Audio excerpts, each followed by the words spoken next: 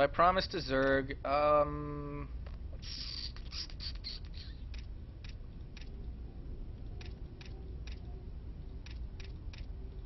Let's do MVP Vampire.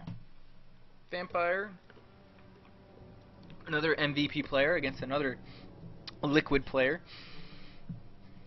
Let's see, we've got ourselves... I actually don't know what MVP Vampire plays. I think was he random? I think he was random and then he played Protoss. Yes, I actually think I'm right. Go away. I think I'm right actually. I have replay. By the way, you probably see ODog around here. That's so in case I forget about the whole timing thing that you can't see it as well.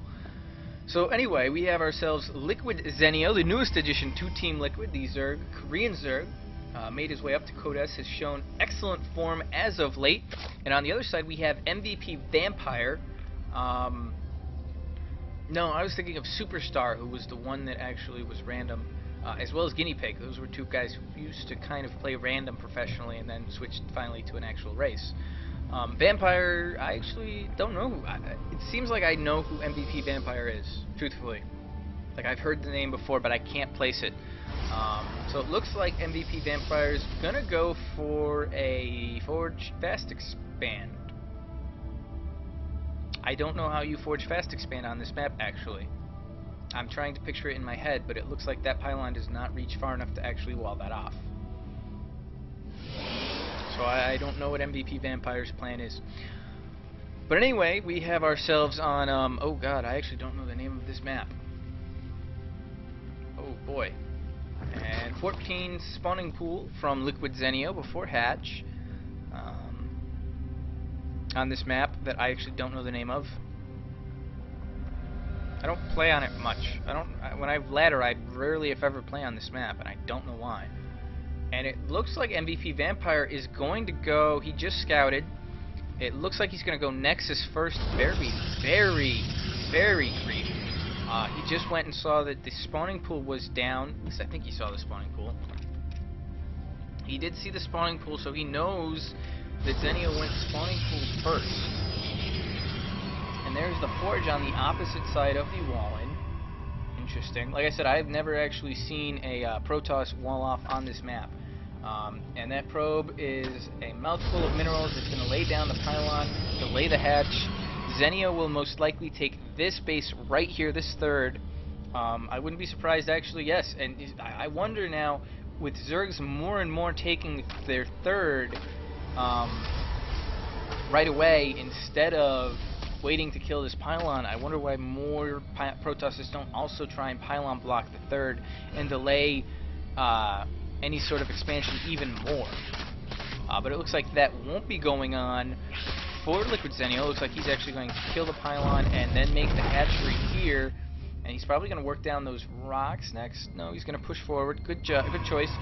And one of the things that's very interesting about that, putting down that pylon and the choice by Zenio, is that gave MVP Vampire time to get his cannon up and to continue making his wall. And otherwise, Zenio probably could have tried to push his way in and at least do a little bit of economic damage, although he did not have enough Zerglings to do so. He only has 4 out on the field right now, I think. 3 now that 1 died. And in response, he does see the Forge FE, or Fast Expand, so he is going to lay down his third there. And this is Zergling trying to catch this probe. Where is Speed? Speed is not on its way. No gas has been taken yet by Zenio. The Queen is going down. He did not lay down a creep tumor, though, to try and connect the main and the natural. It'll be interesting to see what follow-up MVP Vampire has. If he does some sort of Stargate follow-up, it could be pretty successful, especially on the third. And if there's no creep connecting the main and the natural, that means these queens cannot cannot come together in order to repel any sort of Void Ray attack. But it looks like instead Vampire is going to go for the I have seen this I've seen this a lot. I almost said way too many times. I can't say way too many times, but I've seen this a lot. The +1 Zealot attack, where you make some Zealots and, oh my goodness, a Twilight Council off of 1 gateway. That's interesting. I I want to see what MVP does, what he's going to get with this Twilight Council. Is he going to go for charge? Is he going to go for flank? Or is he going to try and go straight up for either Dark Templar or High Templar? Very interesting. 3 more gates. I have to think that it is some sort of DT or High Templar thing. I think he's going to push out with these Zealots, and then he's going to make a Dark Shrine or a Templar Archives. That would be my guess. Zenio right now, a Roachworn and the Evolution Chamber on its way. He did see the Zealots coming. Let's see, where's Chrono Boost? Chrono Boost is still about 30 seconds away. The probe is out, though. Looks like he's going to place down a Proxy Pylon. Looks like he's going to go for the 3rd here. Good creep spread so far by Zenio in that game against Skygrace. Zenio did an excellent job with his creep spread, and MVP does a solid job, or Vampire does a solid job keeping his Zealots with their back to something so that they can't get surrounded to the utmost maximum damage. Oh, we almost saved that Zealot. So now only 1 Zealot left, 2 pylons down. Zenio's going to have to make some more lings here. His Roachworn is done. He could make some roaches, though. He's making a Spine Crawler. Here come the Zealots warping in. There's the Dark Shrine follow-up I was talking about. Only 4 gates. He had to go heavy tech somewhere. And those Zealots trying to take down the pylons aren't. It's not going to happen. Spine Crawler gets canceled here. Out come some roaches. They do not have speed, but they are on creep. These Queens and Witches microing to the best of their ability. A bunch of roaches pop out at the 3rd, and that's going to repel the Zealots. Zealots trying to chase down that Queen, though. It could be big if they could get the Queen, but they're not going to, and the Zerglings are going to take out the pylons, but not before Dark Templar get warped in. Perfect timing, and they split up, and he's shift queuing them to take out all sorts of drones. Zenio in some trouble. He does have his lair. He can morph Overseers, and there's the morphing Overseer, but he does not have any Spore Crawlers up, and these Zealots, or excuse me, Dark Templar are going to have their way. There's an Overseer out. The one at the 3rd is taken out, but there's a Spore Crawler out. This one at the natural is doing its damage, but it's not going to be repelled, and MVP Vampire, a little bit of uncertainty here in the main what to go after. He's going to go after the Roachworn. That would be a big pick. Although I got to tell you, he's going to have a strong follow-up to this, as he's going to put 2 more gates and another Robo down. And the main, there's the Overseer with the Zealots out. Or excuse me, with the Dark Templar out. He does get the Roachworn, though. That was big. Zenio was a little bit slow, it seemed, to respond up to take out that the Dark Templar that were in his main that took out the Roachworn. Metabolic boost finally being researched. You can tell it's because of the fact that he is being forced into Zerglings because the Roachworn went down. That's an excellent choice by MVP Vampire. He's got the +1 already. He's going for +1 armor now. Ooh, okay, that's interesting. Blink is interesting. He has the Zealot advantage against the Zerglings.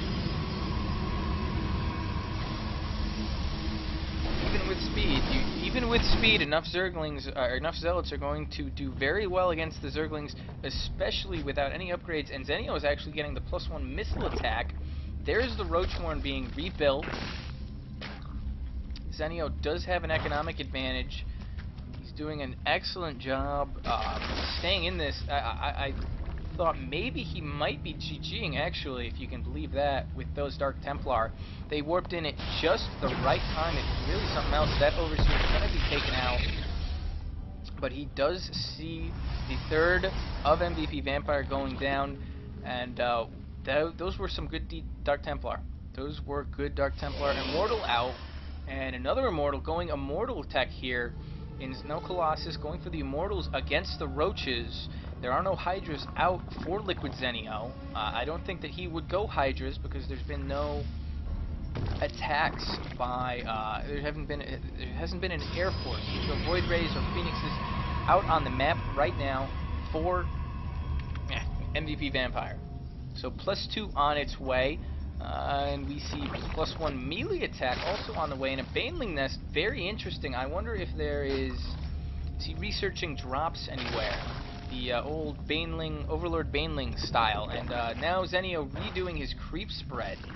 Or, well, he didn't lose it, but he's now focusing on it, and the 4th being made. Looks like maybe a Roach Baneling bust coming in here. Here come the Stalkers, though, to try and take the middle. I don't think that would be a good idea for either player.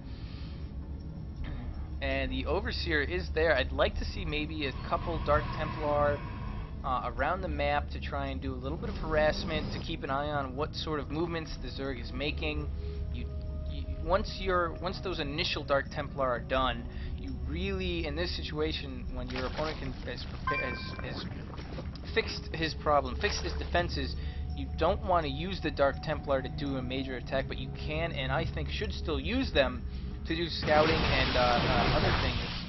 Especially, I mean, think about it.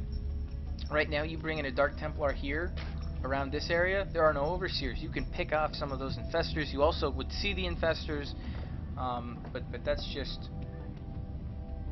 Go away. Go away. There you go. That is just the way...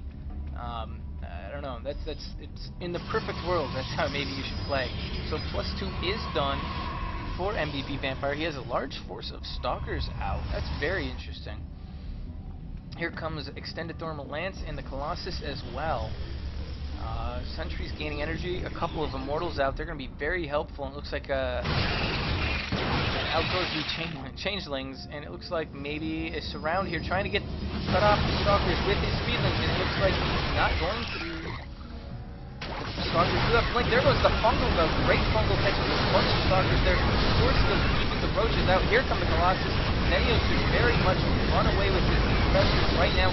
Oh, and the force fields are good, catching a Infestor, 2 Infestors. A third is going to go down. His blink on cooldown is on cooldown. He does get a third. He could get a fourth if he blinks. He does. He gets a fourth and a fifth. Most of the Infestors go down, and LiquidZenio in some trouble here. He just lost his high-priced gas units. Only got off a Fungal or 2. These Stalkers still alive, although some of them in the orange and the red. Immortals not touched. Colossus also not touched, and Extended Thermal Lance is almost done. Also with the upgrade advantage, here comes +3 for the Protoss. This looks like a very dangerous push by MVPVampire. Here comes some Banelings, a couple Zealots, more Banelings. There's the centrifugal hooks, making the Banelings go faster, and this creep spread, this beautiful creep spread that Zenio has, is one of the best Zerg at it that I've seen, is just getting demolished here. Nice force fields there to try and keep the target from getting attacked, which would have been nice force fields with the Banelings.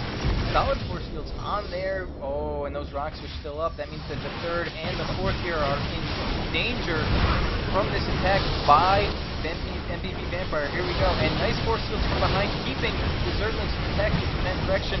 That also means that his Colossus is protected from the back. Very nicely done. LiquidZenio trying to run his Zergling, or his drones away. Zerglings circling around to try and save his drones and Queen. Stalker is coming forward, and a massive blink forward. That might have been a mistake. He does take out the Infestor before Fungal Growth goes down, but he does not have the blink. Blink's still on cooldown, and there we go. Blink is done. And Zenio just did not have enough in the first place to take out those Stalkers. Their shields are dead, and there is the GG from Zenio. And boy, that snowballed very, very quickly. Those Dark Templar, and that's how you want to use Dark Templar, in my opinion, in this game.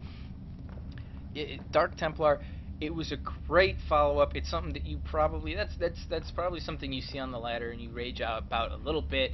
But to have that in your pocket, to be able to pull off that sort of attack where you put +1 Zealots, force Zerglings out, and focus on those Zerglings, and then go for the Dark Templar, very, very well done. He also had the upgrade advantage. He had an economic lead, especially taking that third. I would have liked to have seen a Dark Templar or 2 out on the map to keep map control, to keep Zenio on his toes. You don't need to overcommit to them. Don't need to throw them against a force with detection. But that just snowballed way out of control. MVPVampire very nicely done, keeping his Stalkers alive, but Zenio just did not have enough, especially with the upgrade disadvantage. And the composition, I mean, the Immortals, 11 and 9 kills, 20 kills for the Immortals. Good force fields, really good force fields. I remember the game against Skygrace. Zenio had just incredible, he split his forces incredibly in order to attack from multiple directions, and those force fields from Vampire were just, they were great. They were excellent up here. Kept Zenio from doing any sort of surround with his units. Kept his, like I said, kept his Colossus that was in the back there very well protected with those force fields. It forced Zenio around. It gave time for Vampire to take out the hatchery as well as gather his forces together. So very nicely played by Vampire. It looked like just an excellent overall game by the Protoss, and the Zerg was left reeling from that Dark Templar follow-up.